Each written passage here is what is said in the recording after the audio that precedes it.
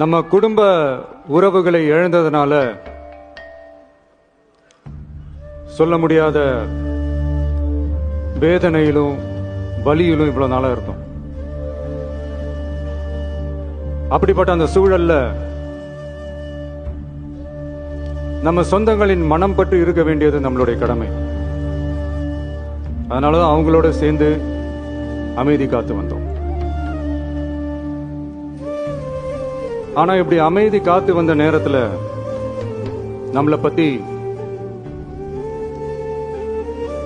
வன்ம அரசியல் வலைகள்,